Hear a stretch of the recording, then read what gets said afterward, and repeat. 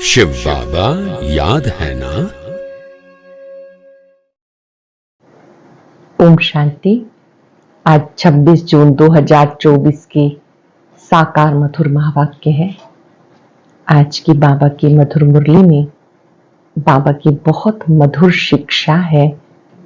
तुम बच्चे कभी किसी से घृणा नहीं कर सकते, नफरत नहीं कर सकते, क्योंकि तुम बच्चे बीज और झाड़ को जानते हो, निराकार शिव बाबा को भी जानते हो, सृष्टि के आदि मध्यांत को भी जानते हो। जो सुख तुम बच्चों ने देखे वो किसी और ने नहीं देखे। तुम हीरो हीरोइन पार्टधारी हो। तुमने ही सृष्टि के आदि से लेके अंत तक पार्ट बजाया है। तुम पद्मा पदम भाग्यवान हो। स्वयं भगवान तुम्हें पढ़ाने आते हैं। अब वो स्वयं आए हैं, हम उनके बने हैं। ये बात याद रहे कि हम पद्मा पदम भाग्यवान हैं। हमारे जैसा भाग्य किसी और का नहीं। बाबा बार बार कहते, मीठे बच्चे तुम्हें कभी बाबा में संशय ना आए। निश्चय और संशय ये दो शब्द कहे जाते हैं। निश्चय बुद्धि की विजय होती है। तुम्हें बाबा में पक्का निश्चय बुद्धि बनना है। बाबा बहुत लवली है। तुम्हें लवली बाप को बहुत लव से याद करना है। इस समय लवली बाबा तुम्हारा श्रृंगार कर रहे हैं। इस समय जब बाबा आकर ज्ञान योग से श्रृंगारते हैं, तुम बच्चे ज्ञानवान बुद्धिवान बन जाते हो। कल्प पहले की तरह शिव बाबा मूल वतन से आए हैं पढ़ाने के लिए। तो ये बात की बहुत खुशी होनी चाहिए कि बाबा मुझे पढ़ाने के लिए आए हैं। सुनते हैं बाबा के मधुर बोल। बाबा ने कहा, मीठे बच्चे सदा इसी नशे में रहो। हमारा पद्मा पदम भाग्य है। जो पतित पावन बाप के हम बच्चे बने हैं, उनसे हमें बेहद सुख का वर्षा मिलता है। सदा इस नशे में रहो। हमारा पद्मा पदम भाग्य है। जो पतित पावन बाप के हम बच्चे बने हैं, उनसे हमें बेहद सुख का वर्षा मिलता है। क्वेश्चन है, तुम बच्चों को किसी भी धर्म से घृणा व नफरत नहीं हो सकती, क्यों? किसी भी धर्म से घृणा व नफरत नहीं हो सकती, क्यों? क्योंकि तुम बीज और झाड़ को जानते हो। तुम्हें पता है वह मनुष्य सृष्टि रूपी, ये मनुष्य सृष्टि रूपी बेहद का झाड़ है। इसमें हर एक का अपना अपना पार्ट है। नाटक में कभी भी एक्टर्स एक दूसरे से घृणा नहीं करेंगे। जानते हो, हमने इस नाटक में हीरो हीरोइन का पार्ट बजाया। हमने जो सुख देखे वो और कोई नहीं देख सकता। तुम्हें अथाह खुशी है। सारे विश्व पर राज्य करने वाले हम हैं। तुम्हें अथाह खुशी है। सारे विश्व पर राज्य करने वाले हम हैं। ओम शांति। ओम शांति कहने से बच्चों को जो नॉलेज मिली है वो सारी बुद्धि में आनी चाहिए। बाप की भी बुद्धि में कौन सी नॉलेज है? ये मनुष्य सृष्टि रूपी झाड़ है, जिसे कल्प वृक्ष भी कहते हैं। उसकी उत्पत्ति, पालना, विनाश कैसे होता है, सारा बुद्धि में आना चाहिए। जैसे वो जड़ झाड़ होता है, यह चैतन्य, बीज भी चैतन्य है। उनकी महिमा भी गाते हैं। वो सत्य है, चैतन्य है, अर्थात झाड़ के आदि मध्यांत का राज समझा रहे हैं। कोई भी ऑक्यूपेशन को जानता नहीं। प्रजापिता ब्रह्मा की ऑक्यूपेशन को जानना चाहिए ना। ब्रह्मा को कोई याद नहीं करते, जानते ही नहीं। अजमेर में ब्रह्मा का मंदिर है। त्रिमूर्ति चित्र छपाते हैं, उसमें ब्रह्मा विष्णु शंकर हैं। ब्रह्मा देवताए नमः कहते हैं। अब तुम बच्चे जानते हो, इस समय ब्रह्मा को देवता नहीं कहा जाता। जब संपूर्ण बने तब देवता कहा जाए। संपूर्ण बन चले जाते हैं सूक्ष्म वतन में। बाबा कहते, तुम्हारे बाप का नाम क्या है? किससे पूछते हैं? आत्मा से पूछते हैं। आत्मा कहती, हमारा बाबा। जिसको मालूम नहीं कि किसने कहा कि वो तो प्रश्न पूछ ना सके। जब बच्चे समझ जाते हैं बरोबर दो बाप सबके हैं, अब तो बच्चे समझ गए, दो बाप हैं सबके, ज्ञान एक ही बाप देते हैं। अब तुम बच्चे समझते होंगे ये शिव बाबा का रथ है। ब्रह्मा बाबा जिन्हें भागीरथ कहते हैं, ये शिव बाबा का रथ है। बाबा इस रथ के द्वारा हमें ज्ञान सुनाते हैं। एक तो ये है जिस्मानी ब्रह्मा बाप का रथ, दूसरा फिर रूहानी बाप का ये रथ। उस रूहानी बाप की महिमा है, रूहानी बाप की महिमा सुख का सागर, शांति का सागर, प्यार का सागर, आनंद का सागर पहले बुद्धि में रहेगा। ये बेहद का बाप है जिससे बेहद का वर्षा मिलता है। पावन दुनिया के मालिक बनते हैं, निराकार को बुलाते हैं, पतित पावन आओ। आत्मा बुलाती है, जब पावन आत्मा है तब नहीं पुकारते, पतित है तब पुकारते हैं। अब तुम आत्मा जानती हो वह पतित पावन बाप इस तन में आया हुआ है। ये भूलना नहीं कि हम उनके बन गए हैं। बहुत खुशी होनी चाहिए, अब हम बाबा के बन गए हैं। ये सौभाग्य तो क्या, पदम भाग्य की बात है। फिर उस बाप को भूलना क्यों चाहिए। इस समय बाबा आए हैं, ये नई बात है। शिव जयंती भी हर वर्ष मनाई जाती, जरूर वह एक ही बार आते हैं। लक्ष्मी नारायण सतयुग में थे, इस समय नहीं है, तो समझाना चाहिए उन्होंने पुनर्जन्म लिया होगा। 16 कला से 12-14 कला में आए होंगे। ये तुम्हारे बिना कोई भी नहीं जानते। सतयुग कहा जाता नई दुनिया को, वहां सब कुछ नया ही नया। देवता धर्म नाम भी गाया जाता। वही देवताएं जब वाम मार्ग में जाते हैं फिर उनको नया भी नहीं तो देवता भी नहीं कह सकते। कोई भी ऐसा नहीं कहेंगे कि हम उनकी वंशावली के हैं।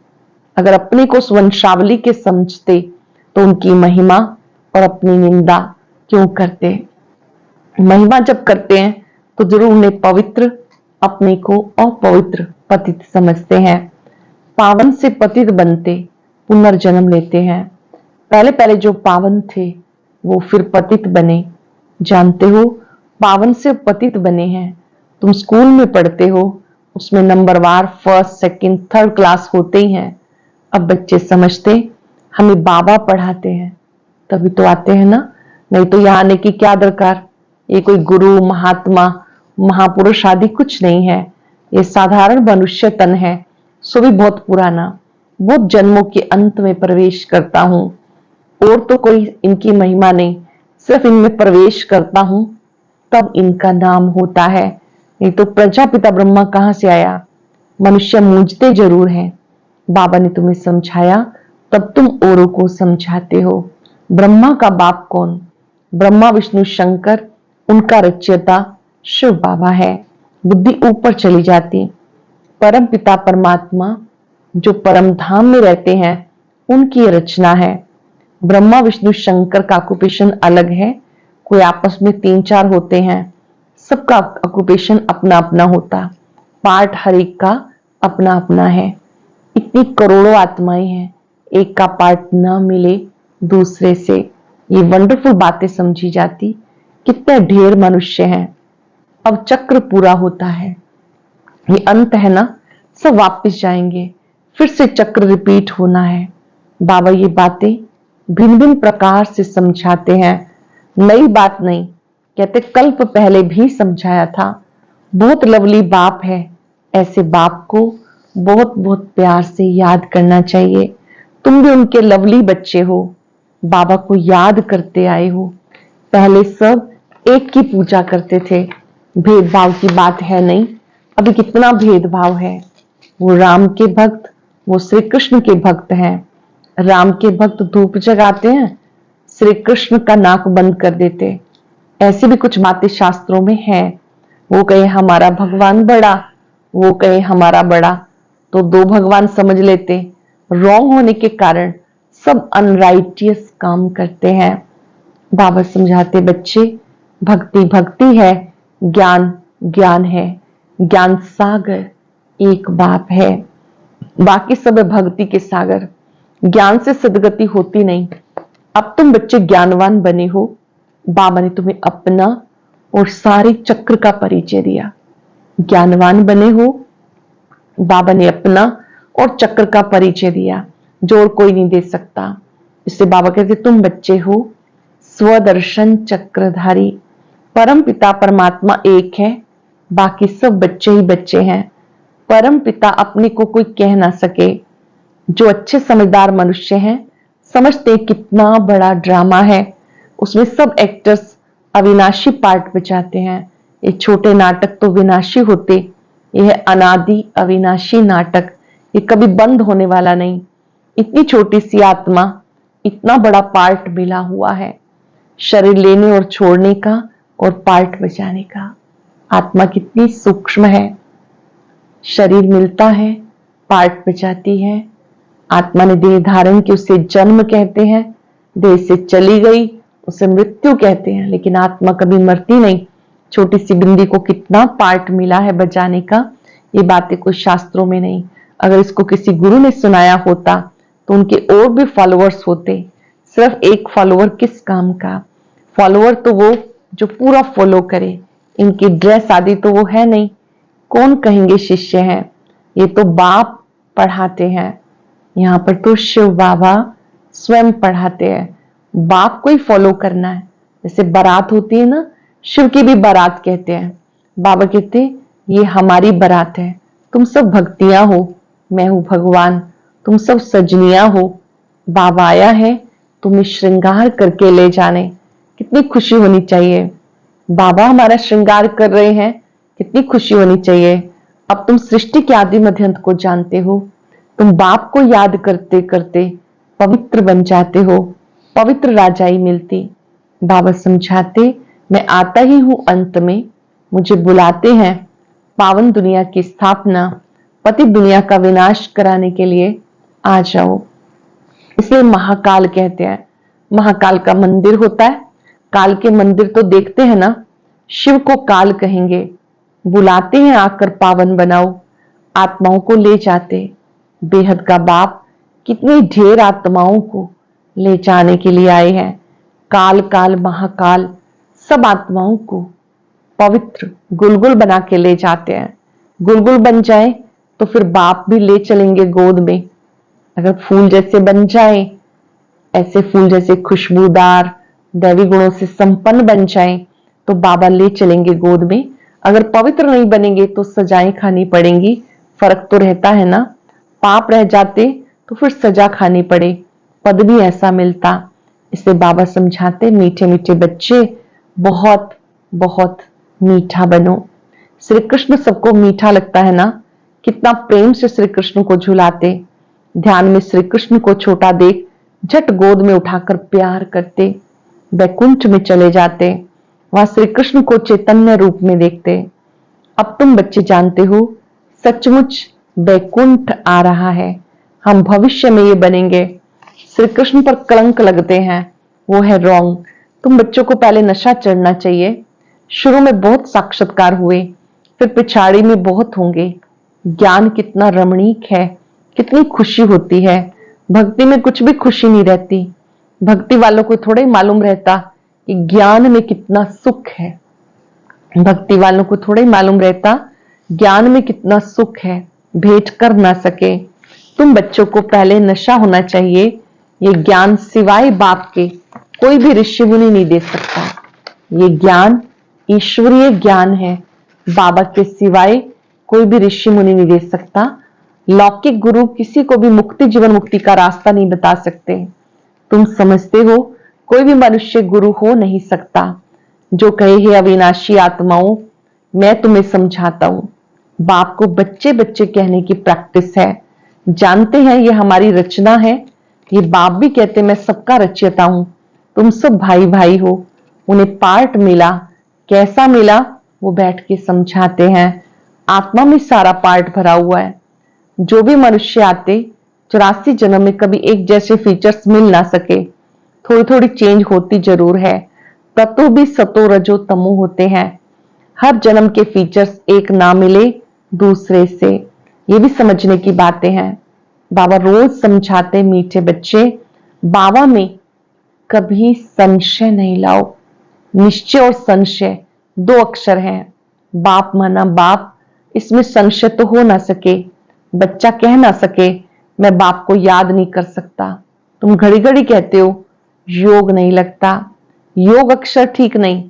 तुम तो राज ऋषि हो, ऋषि अक्षर पवित्रता का है।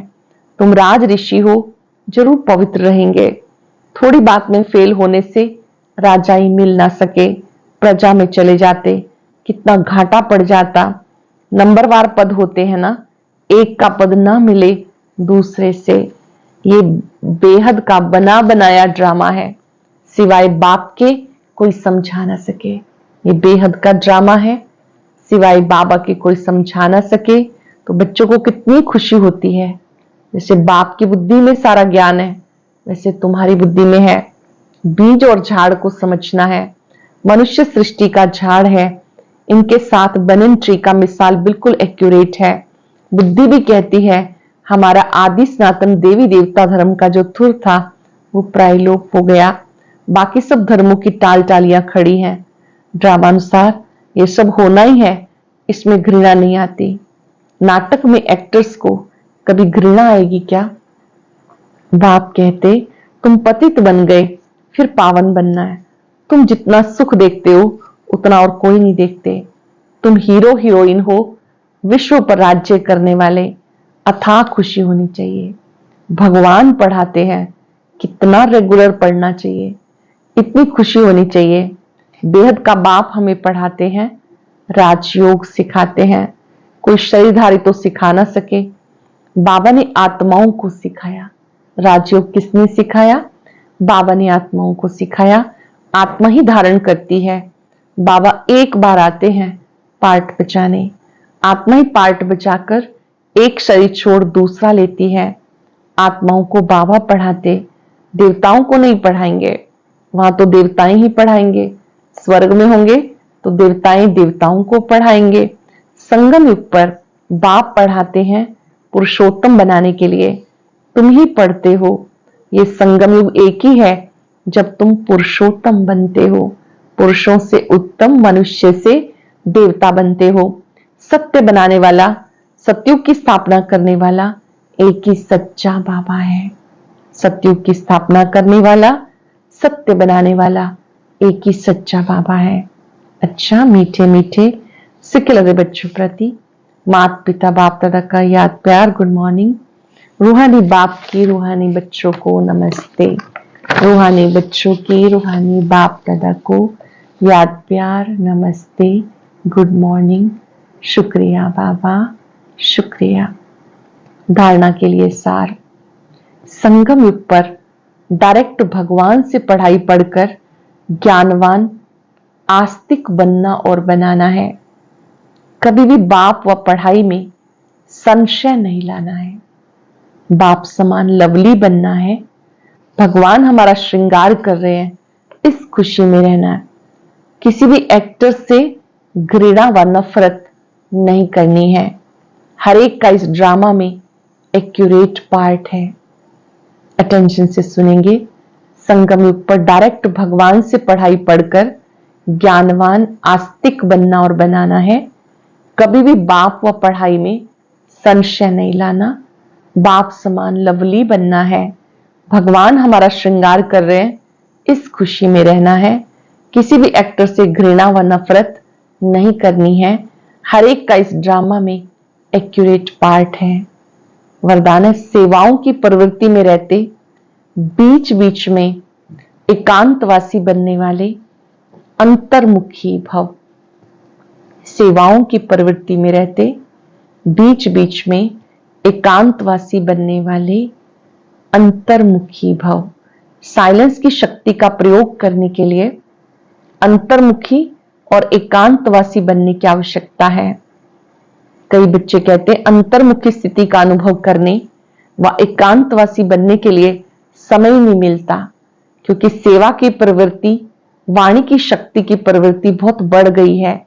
लेकिन इसके लिए इकट्ठा आधा घंटा, 1 घंटा निकालने की बजाय बीच में थोड़ा थोड़ा समय भी निकालो तो शक्तिशाली स्थिति बन जाएगी। 1 घंटा टाइम नहीं मिलता, कोई बात नहीं, हर घंटे में 1 मिनट तो मिलता है ना। हर घंटे में 2 मिनट, 3 मिनट, जितना हम निकाल सकते हैं बीच बीच में साइलेंस का बल जमा करो तो शक्तिशाली बन जाएंगे। अटेंशन से सुनेंगे। साइलेंस की शक्ति का प्रयोग करने के लिए अंतर्मुखी एकांतवासी बनने की आवश्यकता है। कई बच्चे कहते हैं अंतर्मुखी स्थिति का अनुभव करने व एकांतवासी बनने के लिए समय नहीं है, क्योंकि सेवा की प्रवृत्ति, वाणी की शक्ति की प्रवृत्ति बहुत बढ़ गई है। इसके लिए इकट्ठा आधा घंटा 1 घंटा निकालने की बजाय बीच बीच में थोड़ा समय भी निकालो तो शक्तिशाली स्थिति बन जाएगी। स्लोगन है, ब्राह्मण जीवन में युद्ध करने की बजाय मौज मनाओ तो मुश्किल भी सहज हो जाएगी। ब्राह्मण जीवन में युद्ध करने की बजाय मौज मनाओ तो मुश्किल भी सहज हो जाएगी। आज हम सब याद रखेंगे, ये ब्राह्मण जीवन मौजों का जीवन है। मुझे सदा मौज में रहना है और सच्ची मौज याद में है। कुछ पल के लिए संगम युग के समय को याद करें। ये कितना श्रेष्ठ समय है।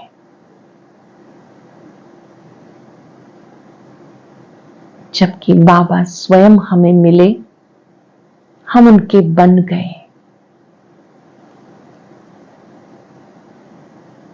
ये मौजों का समय है, मिलन का समय है।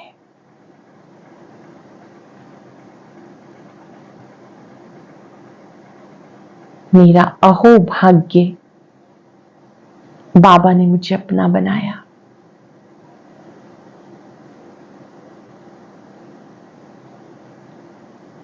बाबा का बन जाना पद्मा पदम भाग्य है। इस संगम के समय पर प्रभु मिलन की मौज है, प्राप्तियों की मौज है।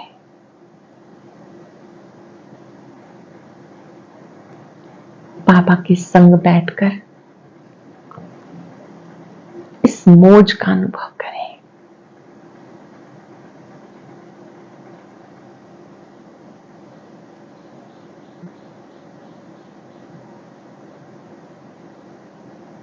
परमात्मा शक्तियां निरंतर मुझ आत्मा पर पड़ रही हैं। मैं आत्मा अतीन्द्रिय सुख का, मौज का अनुभव कर रही हूं।